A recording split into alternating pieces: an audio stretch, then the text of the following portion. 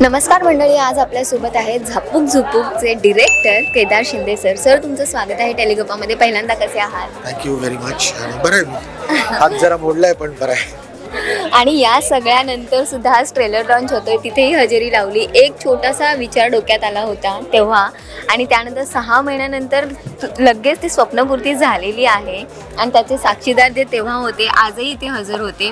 तर हा सगळा प्रवास कसा होता? कारण कोणतीही कलाकृती आपल्यासाठी स्पेशल असते, तर ही किती स्पेशल? नाही, खूपच. कारण जिओ बरोबरची माझी दुसरी फिल्म बाई पण भारी देव, पण ही माझ्या कारकिर्दीतली 16वी फिल्म आहे. म्हणजे आज मी 16 वेगवेगळ्या फिल्म्स केलेल्या आहेत आणि ही 16वी लोकांसमोर सादर करताना आनंद आहे, जबाबदारीची जाणीव आहे. कारण आजपर्यंत माझ्या सगळ्या कष्टांना, मग ते रत्नभूमीचं नाटक असून दे किंवा सिरियल असून दे किंवा सिनेमा असून दे, रसिक प्रेक्षकांनी भरभरून प्रेम केलेलं आहे. आणि मला त्याचं दडपण आणि त्याची जबाबदारी जास्त वाटते.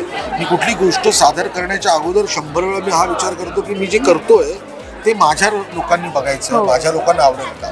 तर त्यामुळे मला खात्री आहे की 25 एप्रिलला जेव्हा हा सिनेमा बघतील, लोक म्हणतील की याही वेळेस नेहमीप्रमाणे या माणसाने आपलं मनोरंजन केलं आहे. नक्कीच, कारण ट्रेलरच एवढा धमाकेदार आहे. सर, सूरजबद्दल विचारायला आवडेल, कारण त्याच्यामध्ये जो बदल झालेला आहे तो दिसतोय आम्हाला. तर त्या बदलाबद्दल तुम्ही काय सांगा?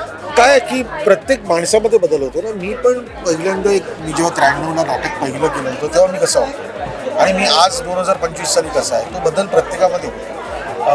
आजची जनरेशन फास्ट आहे.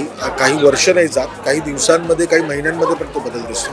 तू स्वतः अँकरिंग करतेस, तू पहिल्या वेळेस अँकरिंग कशी करत होतीस आणि आज कशी करतेस, कुठल्या कॉन्फिडन्सने करतेस, हा सरावाचा भाग आहे. आणि इतक्या लोकांना काय, तू ना गावात राहणारा मुलगा आहे ना, आज तो इतक्या लोकांना त्याने बघितलं, त्याची ग्रास्पिंग पॉवर खूप छान आहे की कोणाकडून काय घ्यायचं, कोण कसं बोलतं.